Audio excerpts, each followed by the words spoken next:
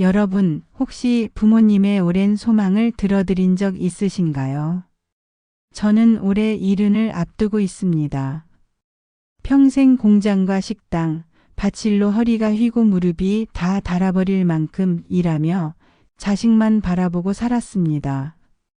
어느 순간 계단 몇 칸만 올라가도 다리가 떨리고 병원 진단은 퇴행성 관절이요. 이제는 거동조차 쉽지 않습니다. 그런 제게도 한 가지 작은 바람이 있었습니다. 바로 임영웅 씨의 무대를 단 한 번만이라도 직접 보는 것이었습니다. 하지만 생활은 빠듯했고 몸도 따라주지 않아 늘 제 마음속 깊은 곳에만 묻어두고 있었습니다. 그러던 어느 날 아들이 말했습니다. 엄마, 이번엔 꼭 가봐요. 제가 방법을 찾아볼게요. 그날부터 우리의 이야기는 시작됐습니다. 저는 올해 이른을 바라보고 있습니다. 젊은 시절 제 인생은 오직 가족을 위해 흘러갔습니다. 남들처럼 여가나 취미라는 것은 없었습니다. 돈을 벌어야 했고 식구들이 먹고 살아야 했습니다. 아침이면 공장에 출근해 밤까지 기계 소리에 시달리며 서 있었고 집에 돌아와서는 잠깐 눈을 붙이고 곧바로 새벽 식당 일을 나갔습니다. 무거운 그릇과 주전자를 나르다 보면 허리는 늘 굽어 있었고 손에는 굳은 살이 굵게 박혔습니다. 농사철에는 밭에 나가 흙먼지를 뒤집었으며 김을 메고 수확을 했습니다. 그렇게 하루도 쉴 날이 없이 달려오다 보니 제 몸은 점점 망가져 갔습니다.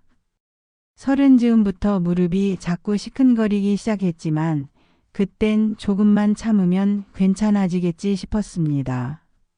그러나 하루 이틀 아픈 게 아니었습니다.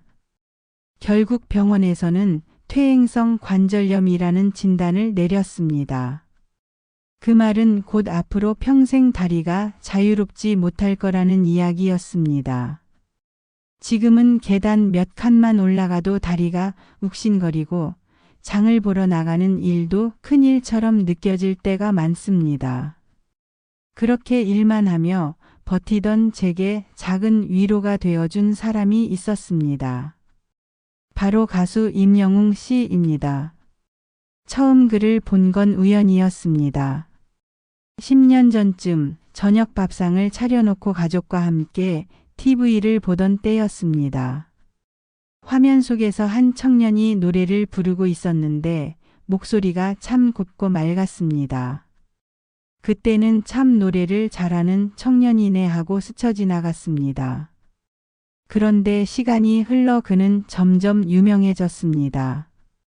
대회에서 우승하고 음원이 나오면 차트 상위에 오르고 수많은 팬들의 사랑을 받는 가수가 되어 있었습니다. 저는 TV를 통해 그의 노래를 볼 때마다 마음이 풀리고 눈물이 나는 걸 느꼈습니다. 마치 제 지난 세월의 고단함을 알아주는 듯 했습니다. 해마다 그의 콘서트 소식을 들을 때면 마음속에 작은 불씨가 일어났습니다. 나도 한 번쯤 가서 직접 보고 싶다. 그러나 곧 스스로를 다그쳤습니다. 돈도 없고 몸도 불편한데 내가 무슨 콘서트냐, 괜한 욕심이다. 그렇게 몇 번을 접고 또 접었지만 시간이 지날수록 그 바람은 사라지지 않았습니다. 오히려 더 커졌습니다. 특히 5년 전쯤부터는 마음속에서 계속 싸움이 일어났습니다. 내가 무슨 하면서도 그래도 딱 한 번만이라도 죽기 전에 영웅이를 직접 보고 싶다는 소망이 간절해졌습니다. 제 아들은 젊은 나이에 결혼을 했습니다. 그때만 해도 저는 이제 내 자식이 가정을 꾸리고 저 역시 마음 놓고 손자를 보며 노후를 보내겠구나 싶었습니다. 그런데 인생이란 게 제 뜻대로 되지 않더군요. 아들의 아내가 다른 남자와 바람이 나면서 결국 가정은 산산이 깨져버렸습니다. 처음 이혼 얘기를 꺼냈을 때 저는 아들의 얼굴을 제대로 쳐다볼 수가 없었습니다. 평생 한 번도 눈물을 보이지 않던 아이였는데 그날만큼은 굳게 담은 입술이 부르르 떨리고 있었습니다. 결국 그는 아내와 갈라섰고 어린 아들을 홀로 키우며 하루하루 버텨나갔습니다. 손자는 원래부터 몸이 약했습니다. 기침을 달고 살았고 병원 신세를 지는 날이 많았습니다. 천식이 있어서 숨을 잘 쉬지 못할 때가 잦았고 갑자기 호흡이 가빠져 응급실로 뛰어간 적도 여러 번이었습니다. 그때마다 아들은 가슴을 쥐어뜯는 심정으로 아이의 곁을 지켰습니다. 직장에 다니면서도 퇴근하면 병원으로 곧장 달려가야 했고 주말에도 아이 곁을 떠날 수가 없었습니다. 병원비와 생활비가 겹치니 늘 빠듯했고 아들 자신도 건강이 좋지 않아 약을 달고 살았습니다. 그럼에도 불구하고 그는 한 번도 투정을 부리지 않았습니다. 늘 저를 향해 엄마 괜찮아요. 제가 책임져야죠. 라며 웃었습니다.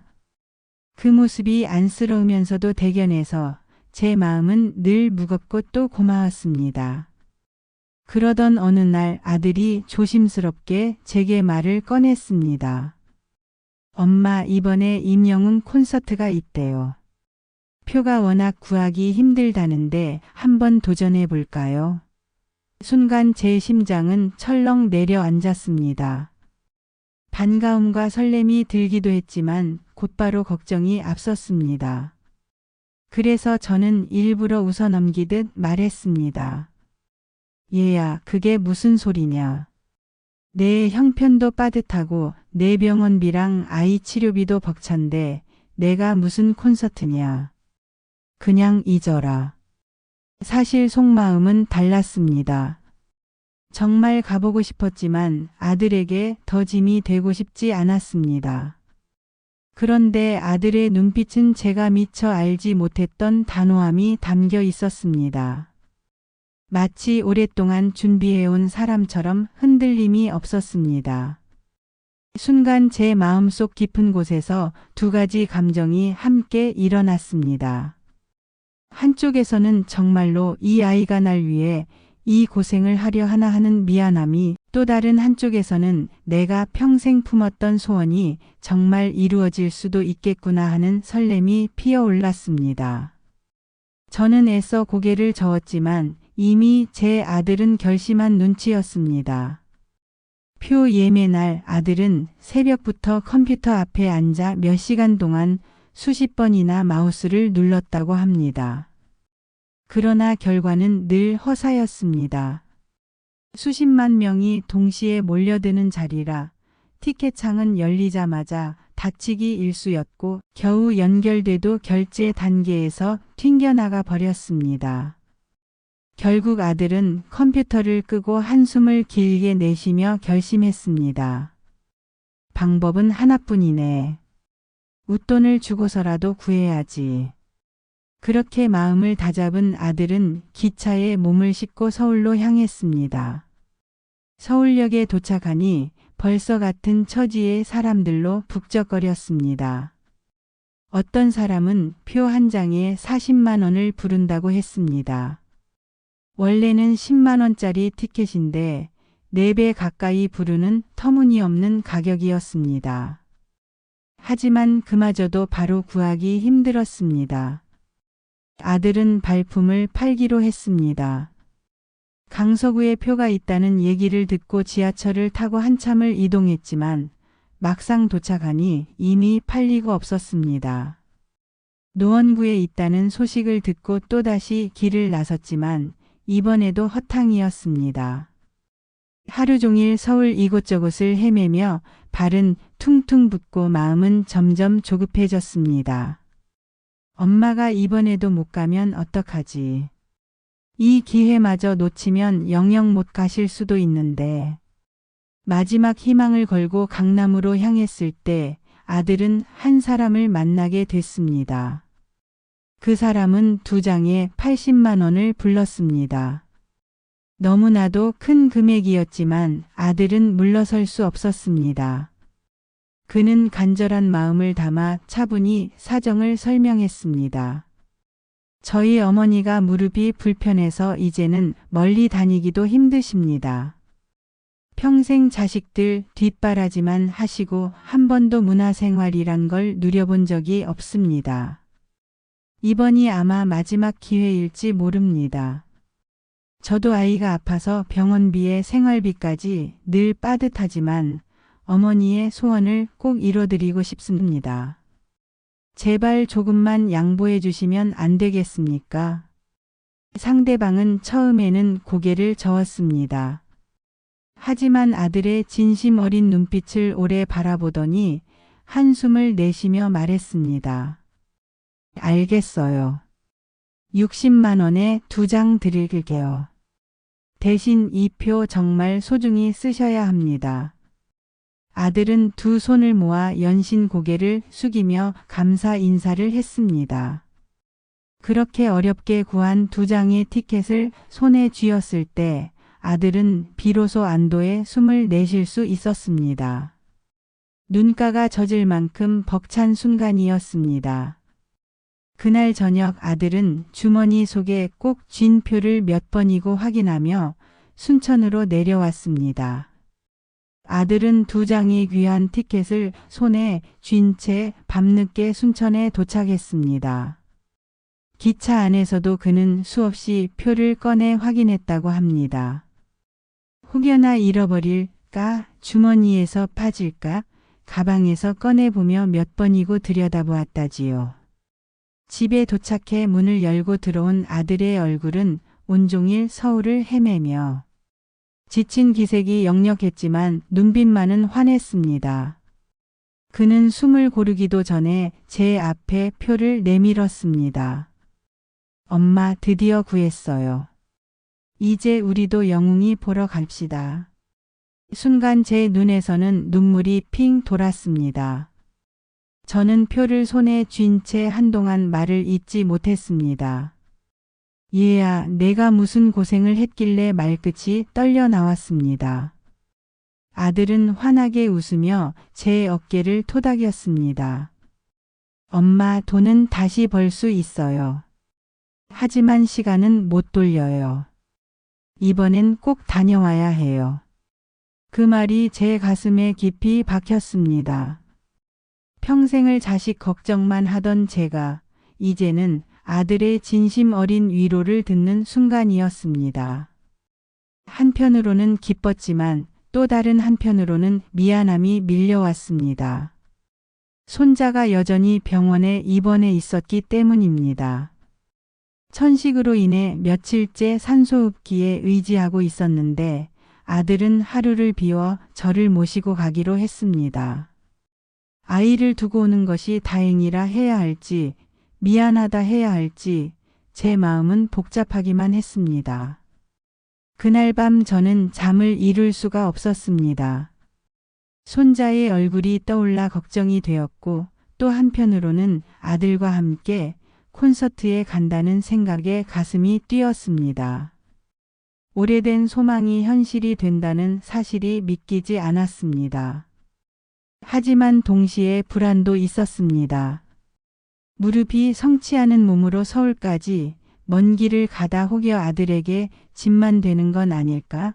공연장에서 오래 앉아 있지도 못하고 괜히 민폐만 끼치는 건 아닐까 하는 생각이 머리를 떠나지 않았습니다. 그럼에도 불구하고 저는 마음을 다잡았습니다. 이번이 아니면 평생 못 갈 수도 있어. 지금이 마지막 기회일지 몰라. 그렇게 스스로를 설득하며 결심했습니다. 아들도 저도 힘든 시절을 지나왔지만 이번 하루만큼은 세상에서 가장 특별한 선물을 받는 날이 될 거라 믿고 싶었습니다. 드디어 공연 당일이 밝았습니다. 그날 새벽 저는 평소보다 일찍 눈을 떴습니다.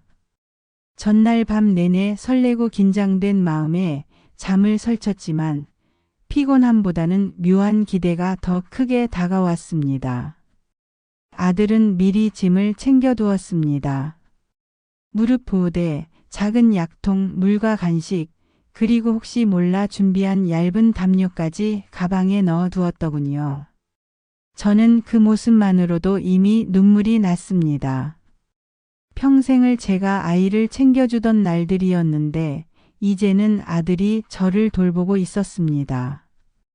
우리는 아침 일찍 순천역에서 기차에 올랐습니다. 창밖으로 스쳐 지나가는 풍경을 보며 마음속으로 되뇌었습니다. 정말 내가 임영웅 무대를 보러 가는구나. 서울역에 도착하니 수많은 인파가 오가고 있었습니다. 아들은 제 손을 꼭 잡고 사람들 사이를 빠져나갔습니다. 서울역에서 버스를 타고 다시 지하철로 갈아타며 잠실을 향해 갔습니다. 무릎은 오래 서 있기가 힘들어 금세 저려왔지만 아들이 옆에서 부축해주는 덕에 견딜 수 있었습니다. 잠실에 가까워질수록 주변에서 같은 티켓을 손에 든 분들이 눈에 들어오기 시작했습니다.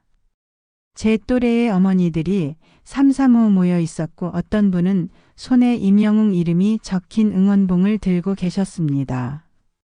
우리는 자연스럽게 눈이 마주쳤고 서로에게 말을 건넸습니다. 어디서 오셨어요? 저는 부산에서요. 딸이 겨우 구해줘서 왔습니다. 저는 강원도 원주에서 왔습니다. 아들이 표를 대신 예매해줬어요. 그 짧은 대화만으로도 묘한 동질감이 피어났습니다. 우리 모두 각자의 어려움 속에서도 오직 같은 이유로 이 먼 길을 달려온 사람들이었습니다. 순간 마음이 뭉클해졌습니다. 나만 특별한 게 아니구나. 나만 간절한 게 아니구나. 서로 다른 지역, 다른 삶이지만 그날만큼은 같은 꿈을 안고 모인 동지들이었습니다. 지하철 문이 열리고 드디어 잠실 주경기장이 눈앞에 나타났습니다.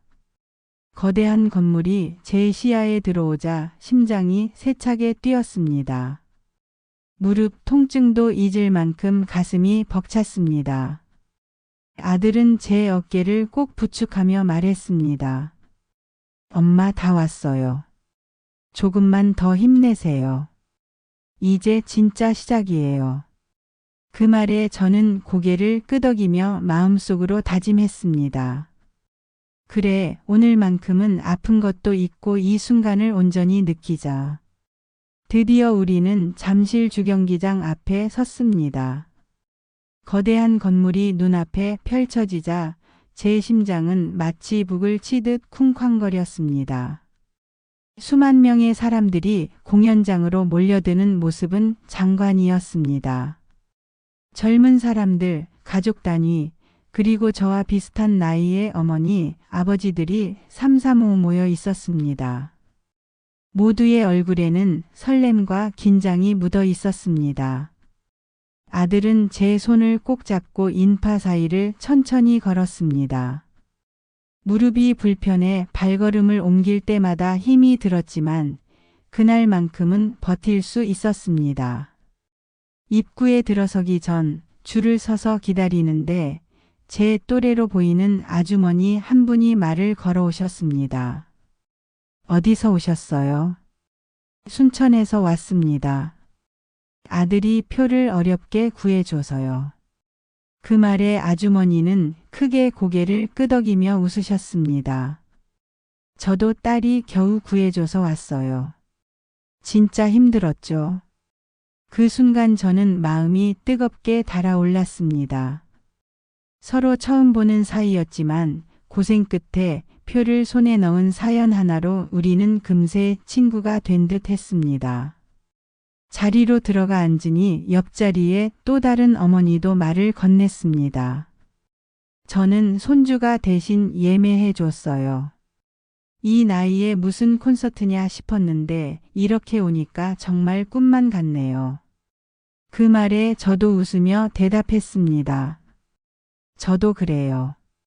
사실 몇 번이나 마음을 접었는데 아들이 끝내 저를 데려왔네요. 그렇게 서로의 이야기를 나누다 보니 우리 모두가 같은 마음을 품고 있다는 걸 느낄 수 있었습니다. 임영웅을 한 번만 직접 보자. 그걸로 내 인생이 충분하다. 주경기장은 점점 사람들로 가득 차고 무대 위 조명이 하나둘 켜지기 시작했습니다. 제 눈은 벌써 뜨겁게 달아올랐습니다. 무릎은 여전히 욱신거렸지만 그 자리에 앉아 있는 것만으로도 행복했습니다. 아들은 제 곁에 앉아 끊임없이 제 안부를 물었습니다. 엄마 괜찮으세요? 힘들진 않으시죠? 저는 고개를 끄덕이며 웃었습니다. 얘야, 지금 이 순간만큼은 하나도 안 아프다. 그 말을 하면서 제 속마음은 벅찬 기쁨으로 차올랐습니다. 수십 년 동안 오로지 가족만을 위해 희생하며 살아온 제가 오늘만큼은 제 자신을 위해 존재하고 있었습니다. 주위를 둘러보니 같은 또래의 어머니, 아버지들이 모두 똑같은 표정을 짓고 있었습니다. 우리는 서로 다른 곳에서 살아왔지만 지금 이곳에서는 모두 같은 꿈을 가진 한 사람의 팬이자 같은 마음을 가진 동년배였습니다. 그 사실만으로도 눈물이 핑 돌았습니다. 저는 속으로 되뇌었습니다. 그래, 이미 나는 꿈을 이룬 거나 다름없다. 영웅이를 만나기 전에 벌써 이렇게 행복하니까. 주경기장의 불빛이 서서히 꺼지고 웅장한 음악이 울려 퍼졌습니다. 사람들의 웅성거림은 순식간에 멈추고 모두의 시선이 무대 앞으로 향했습니다. 곧 강렬한 조명이 켜지며 무대 위에 한 사람이 등장했습니다. 바로 임영웅 씨였습니다. 그 순간 경기장은 거대한 함성으로 흔들렸습니다. 제 가슴도 요동쳤습니다. 오랫동안 TV 화면으로만 보던 그가 제 눈앞에 서 있다는 사실이 믿기지 않았습니다. 첫 노래의 전주가 흘러나왔습니다. 맑으면서도 깊은 울림이 있는 목소리가 마이크를 타고 퍼져나올 때 저는 더 이상 눈물을 참을 수 없었습니다. 눈물이 뺨을 타고 흘러내렸습니다. 수십 년간 제 몸과 마음을 짓눌렀던 무게가 그 한순간에 풀려나가는 것 같았습니다.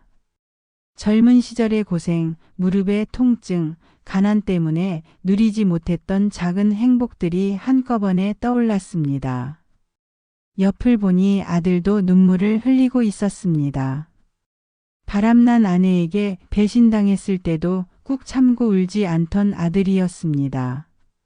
손자가 병원에 입원했을 때도 본인의 몸이 힘들어도 참고 버티던 아들이었습니다. 그런 아이가 지금 제 옆에서 임영웅 씨의 노래를 들으며 눈물을 흘리고 있었습니다. 저는 아들의 손을 꼭 잡았습니다. 그 손은 거칠고 굳어 있었지만 그 순간만큼은 어린 시절 제 손을 잡던 아이의 손처럼 따뜻했습니다. 임영웅 씨의 목소리는 단순한 노래가 아니었습니다. 그건 저와 아들의 지난 세월을 위로하는 치유였습니다. 가사는 마치 우리의 이야기 같았습니다. 힘든 날을 이겨내고 다시 웃을 수 있다. 그 한마디에 제 가슴은 터져나갈 것 같았습니다. 저는 속으로 중얼거렸습니다. 그래, 힘들어도 살아온 보람이 있구나. 오늘 이 순간을 위해 내가 버텨왔구나. 주위를 둘러보니 수많은 사람들이 같은 눈물을 흘리고 있었습니다. 저와 같은 세대의 어머니들, 딸과 함께 온 가족들, 젊은 연인들까지 모두가 울고 있었습니다. 우리는 서로 다른 인생을 살아왔지만 그 순간만큼은 한 목소리에 하나가 되었습니다. 노래 한 곡이 끝났을 때 저는 이미 제 인생의 가장 큰 선물을 받은 것 같은 기분이었습니다. 콘서트가 끝나고 조명이 하나둘 꺼지자 주경기장 안은 서서히 고요해졌습니다. 사람들은 아쉬움의 자리에서 쉽게 일어나지 못했고 저도 그들 중 하나였습니다. 마치 꿈을 꾸다 깬 듯한 기분이었습니다. 아직도 귓가에는 임영웅 씨의 목소리가 맴돌고 있었고 눈앞에는 무대 위에서 환하게 웃던 그의 모습이 선명하게 남아 있었습니다. 아들은 제 손을 꼭 잡은 채 말했습니다. 엄마, 오늘 정말 잘 왔죠? 저도 이제 다시 시작해 보려고요. 그 말을 듣는 순간 저는 또다시 울컥했습니다. 평생 자식 걱정만 하며 살아왔는데 오늘만큼은 아들이 제게 새로운 희망을 건네고 있었습니다. 저는 조심스럽게 대답했습니다. 얘야, 엄마는 오늘 죽어도 여한이 없다. 그 순간 아들은 고개를 세차게 저었습니다. 아니에요, 엄마. 우리 아직 함께할 날이 많아요. 저도 아이와 엄마를 위해 다시 힘내서 살아갈 거예요. 그 말을 듣고 저는 마음 깊은 곳이 따뜻하게 차올랐습니다. 웃돈 60만 원을 주고 어렵게 구한 표였지만 그 표의 값어치는 돈으로 환산할 수 없는 것이었습니다. 그건 우리 모자가 함께한 시간, 서로를 위로하고 치유한 기억, 그리고 앞으로 살아갈 힘을 준 선물이었습니다. 돌아오는 길, 우리는 기차 안에서 많은 이야기를 나누었습니다. 저는 아들에게 말했습니다. 얘야, 엄마는 오늘 알았다. 돈은 잃어도 다시 벌 수 있지만 부모와 자식이 함께하는 시간은 절대 다시 돌아오지 않는다는 걸. 아들은 고개를 끄덕이며 제 손을 꼭 잡았습니다. 눈빛 속에는 다짐과 희망이 담겨 있었습니다.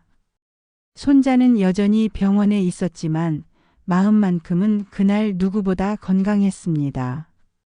아들과 제가 받은 위로와 희망은 아이에게도 분명 전해질 거라고 믿었습니다. 삶은 여전히 고단하고 내일도 새로운 걱정이 기다리고 있겠지만 저는 깨달았습니다. 사랑과 노래는 사람의 상처를 치유할 수 있다는 것을. 그리고 그날 임영웅 씨의 무대는 우리 모자에게 새로운 시작을 선물해 주었습니다.